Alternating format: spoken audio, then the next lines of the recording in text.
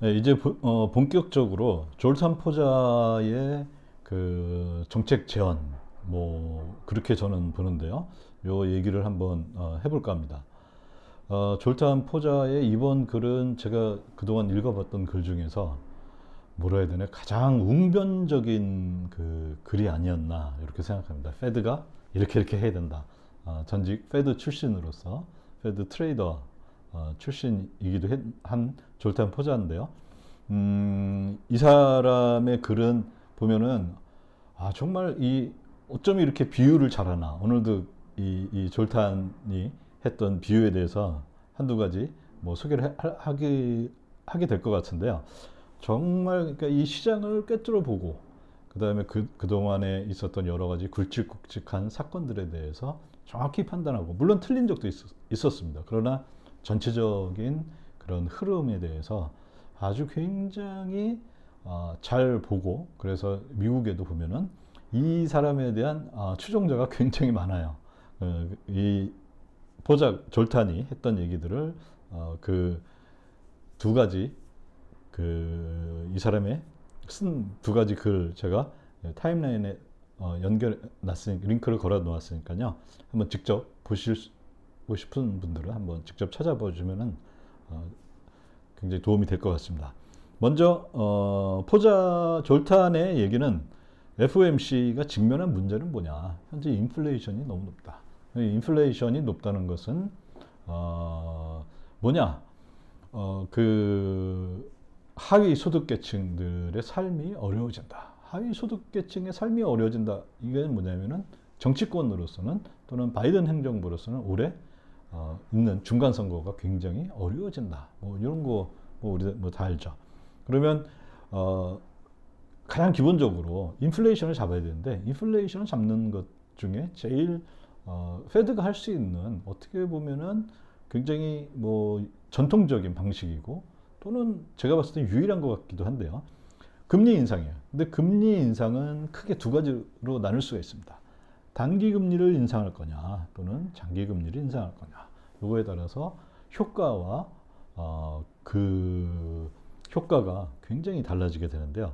먼저 단기 금리를 인상한다. 이게 뭐냐면 우리가 지금 3월 16일 다음 달 한 달 뒤에 있을 그 FOMC 회의에서 정하는 게 단기 금리예요. 그러면 그 단기 금리를 페드는 그걸 정할 수가 있습니다. 단기 금리는 왜냐하면 페드하고 시장하고 제일 처음에 만나는 지점이 단기 금리 시장이거든요. 페드 펀드 레이트를 뭐 25bps를 인상할 거냐 또는 50bps를 인상할 거냐. 지금 하는 얘기들은 그건데요. 졸탄 포자는 뭐라고 얘기하냐면은 아니다. 장기금리 인상이 더 중요하다. 그러면 장기금리를 어떻게 인상하나요? 장기금리를 인상할 수 있는 방법은 사실 페드로서는 없습니다. 현재로서는 딱 직접적으로 할 수 있는 방법은 없어요. 그 얘기는 뭐냐면 지금부터 뭐 10년물 국채 또는 30년물 MBS 그 모기지 증권 그 주택 저당 증권이죠. 그거 뭐 3%로 올릴게 이런다고 되는 거 아니죠. 왜냐하면 그거는 시장 참여자들이 보다 시장에 의해서 수요 공급에 의해서 결정되는 그 측면이 매우 강하기 때문입니다. 그러면은 여기에 대해서 페드가 할 수 있는 일은 뭐냐? 이제로 올린다 발표한다고 되는 게 아닙니다. 단기는 그렇게 할 수 있는데 그럼 장기는 할 수 있는 건 뭐냐면은 보유 국채 페드가 갖고 있는 국채 또는 MBS 이걸 직접 시장에 매각하는 방식이 요거밖에 없죠. 이전에 제가 이 페드의 QT 방법에 대해서 말씀드렸을 때 그 조셉 왕이라는 페드가이라는 그분은 어떤 얘기를 했었냐면 보유국채를 직접 매각하는 거는 굉장히 어려울 것이다. 왜냐? 한 번도 해본 적이 없다. 그러면서 기존의 방법을 그분은 따라가지 않을까? 페드가 다시 말하자면은 페드의 대조표를 축소하는 데 있어서 그 만기가 상환된 거를 다시 되사지 않고 그냥 만기가 도래하면 그 저기 재무부에 가서 이거 만기 도래했으니까 저한테 돈 갚으세요, 돈 돌려주세요, 이렇게 하는 방식으로 그런 방식을 취하지 않을까 이렇게 생각을 했었는데 점점 지금 현존하는 중앙은행 세인트 루이스라든지 그 다음에 클리브랜드 중앙은행장 연방은행 총재 이런 사람들이 어떤 사람은 뭐 100억 불 아니지 1000억 불 이상 팔아야 된다, 뭐 직접 팔아야 된다, 뭐 이런 얘기도 하고요. 어떤 사람은 또 50 bps 올려야 된다, 뭐 이런 얘기들이 지금 계속 나오고 있습니다. 물론 아니라 그런 사람들도 있어요. 그렇지만 이제 그런 얘기들이 지금 이제 페드가 서로 그 내부에서 투표권을 갖고 있는 연방은행 총재들이 서로 이제 막 나름대로 치열한 논쟁을 벌이고 있는 거죠. 근데 여기에서 이제 졸탄 포자는 장기금리 인상으로 가야 된다. 그리고 그 방식은 보유국 채나 MBS를 직접 매각하는 방식으로 가야 할 것이다. 이렇게 주장을 하고 있습니다. 자, 페드의 두 가지 맨데이트가 있다고 그랬었죠.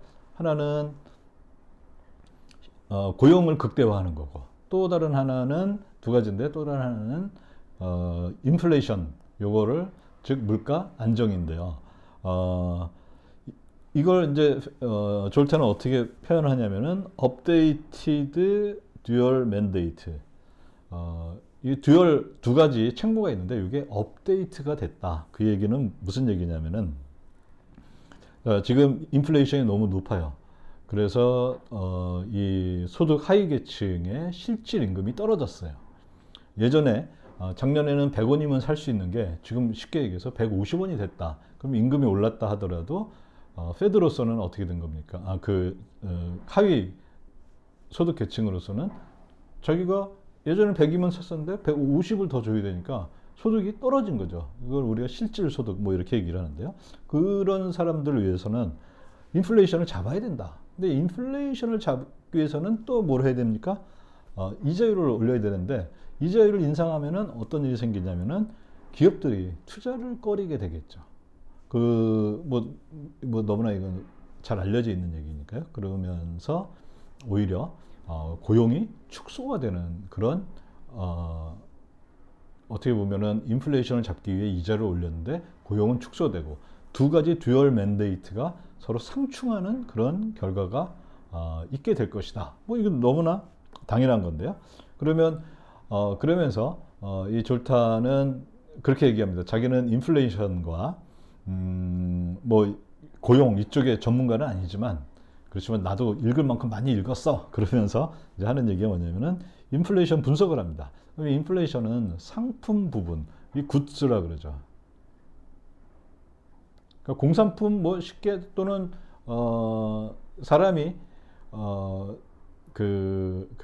노동을 통해서 생산해내는 상품하고 서비스, 이거는 뭐냐면 제품 자체가 소비하는 것 자체가 사람의 서비스인 거예요. 예를 들어 뭐라고 보면 될까요? 이발소, 뭐 미용실 이런 것들은 서비스죠. 그런 인플레이션이 크게 두 가지에서 올랐다. 상품하고 서비스에서 올랐는데 상품은 보니까 최근 20년간은 최근 1, 2년 빼고 그 이전의 20년간에는 디스인플레이션의 주요 원인이었다. 디스인플레이션. 자, 여기서 중요한 얘기가 나오는데요. 우리가 얘기할 때 보면 인플레이션. 이거 물가가 계속 상승하는 거죠. 그 다음에 이거에 반대 물가가 하락하는 거는 디플레이션. 요게 있고요. 그 다음에 물가가 이렇게 이게 물가가 계속 올라요. 그러면 요 경우는 인플레이션이 된 거죠. 근데 물가가 오르는데 오르는 속도가 점점 줄어들어요. 그러면 이 경우는 뭡니까? 요게 바로 물가가 떨어지진 않죠. 물가가 올라가지만 물가가 오르는 속도가 떨어지는 거. 디스인플레이션 이렇게 부릅니다. 이거를.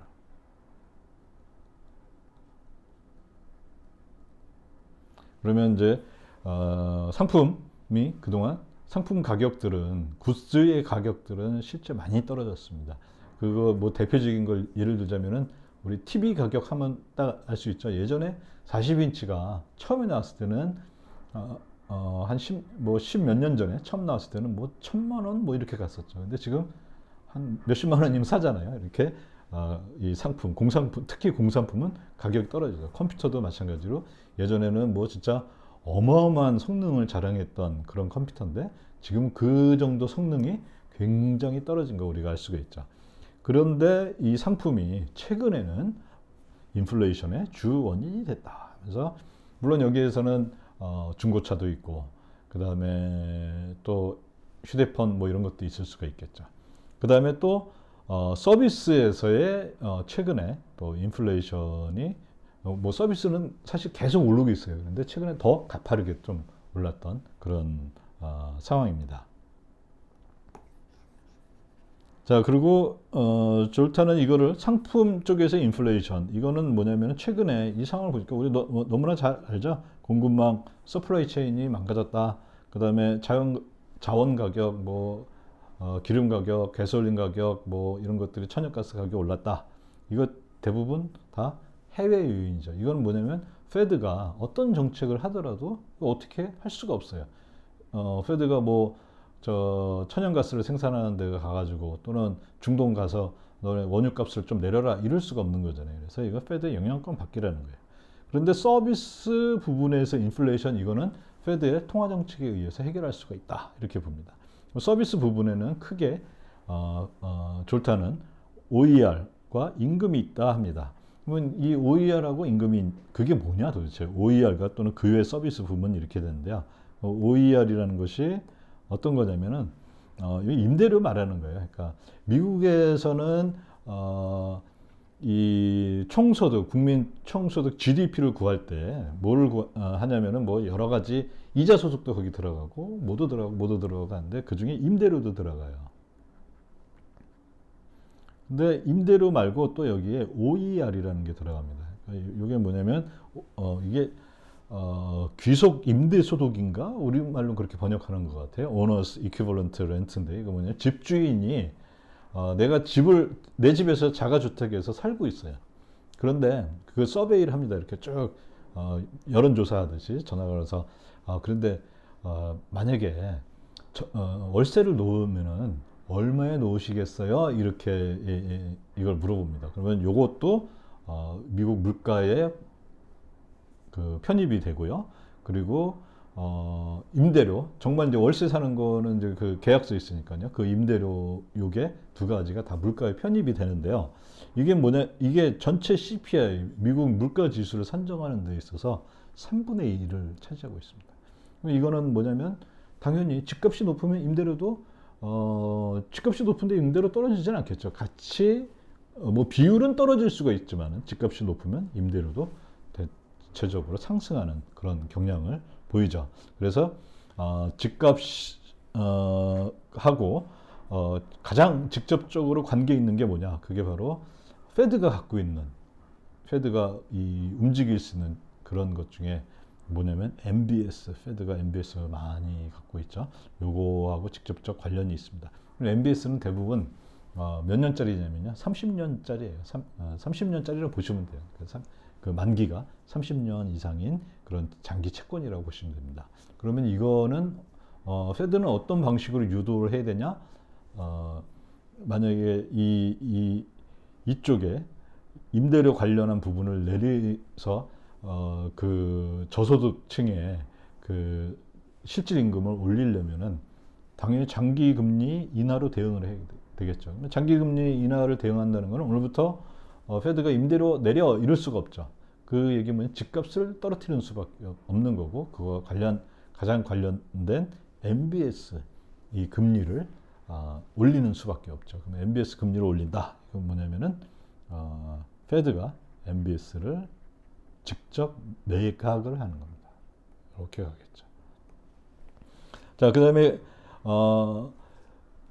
그 임금 삼성 그 외 서비스는 현재 제일 중요한 거는 뭐냐? 이거는 노동 공급이 현재 부족한 상태입니다. 그럼 노동 공급이 왜 부족했느냐?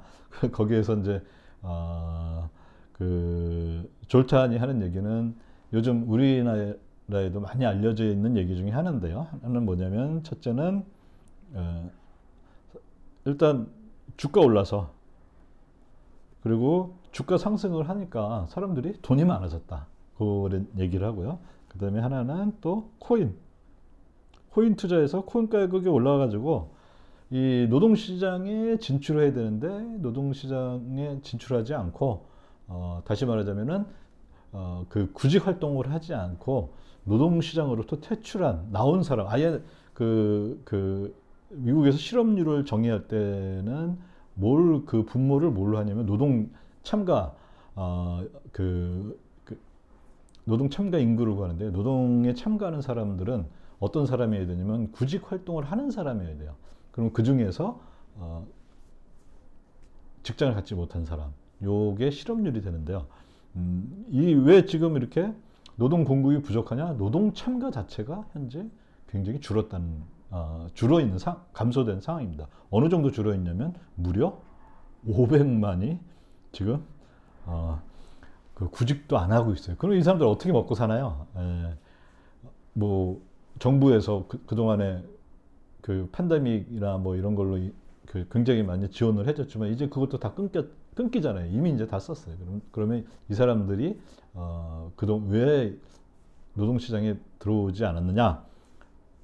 현재 대체적으로 하는 얘기는 주가. 이 사람들이 주식 투자하고 코인 투자해서 돈을 벌어가지고 별로 급할 게 없다. 뭐 이렇게 얘기를 하고 있습니다. 그러면은 이게 결국에 하는 얘기는 뭐냐면은 그 이쪽 시장에 노동에 이제 이자율을 올렸다고 해서 노동이 감소되지 않고 노동 공급이 일단 늘려야 되는데 노동 공급을 늘리는 거는 노동시장 참여를 늘리는 거고 그러면은 주가와 이런 위험 자산 이것이 가격 조정을 받아야 된다. 이런 아주 엄청난 얘기를 하고 있습니다.